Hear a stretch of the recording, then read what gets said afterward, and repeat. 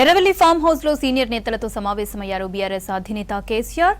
Party బలోపేతం, సంస్థాగత నిర్మాణం, సభ్యత్వ నమోదు ప్రాసెస్ పై చర్చించారు. వడ్ల కొనుగోలులో రాష్ట్ర ప్రభుత్వం ఫెయిల్ అయిందని ఆరోపించారు బీఆర్ఎస్ నేతలు.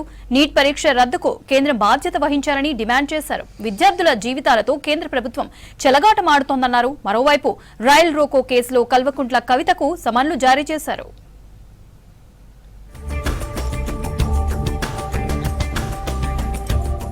ఎర్రవెల్లి ఫామ్ హౌస్ లో పార్టీ నేతలతో సమావేశమయ్యారు బీఆర్ఎస్ అధినేత మాజీ సీఎం కేసీఆర్.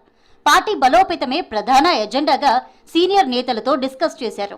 పార్టీ సంస్థాగత నిర్మాణం, సభ్యత్వం నమోదు ప్రాసెస్, పార్టీ ఇన్ఛార్జీల నియామకంపై దిశానిర్దేశం చేశారు.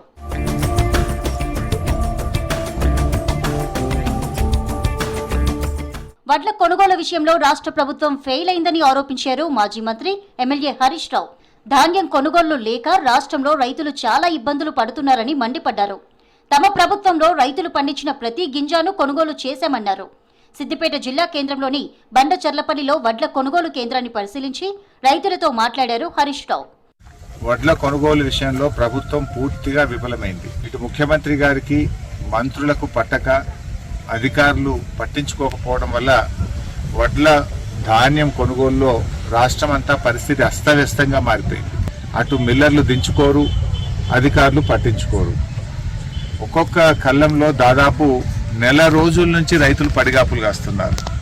వర్షానికి తడుస్తున్నాయి, ఎండకు ఎండుతున్నాయి, కానీ పంట మాత్రం ముందుకు పోతున్న పరిస్థితి లేదు. పరిస్థితిని అర్థం చేసుకొని ప్రభుత్వం చక్కదిద్దే ప్రయత్నం చేయడంలో పూర్తిగా వైఫల్యం చెందింది. విద్యార్థుల జీవితాలతో కేంద్ర ప్రభుత్వం చెలగాటమాడుతోందన్నారు మాజీ మంత్రి ఎమ్మెల్యే కేటీఆర్.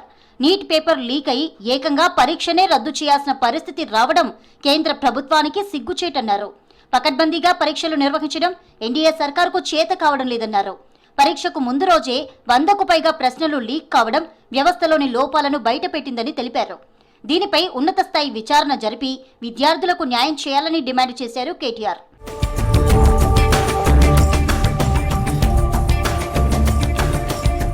రైల్ రోకో కేసులో కల్వకుంట్ల కవితకు సమన్లు జారీ చేశారు.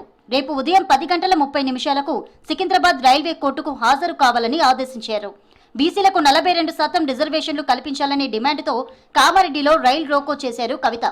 కవితతో పాటు మరో 12 మంది టీఆర్ఎస్ నాయకులపై కేసులు ఫైల్ అయ్యాయి.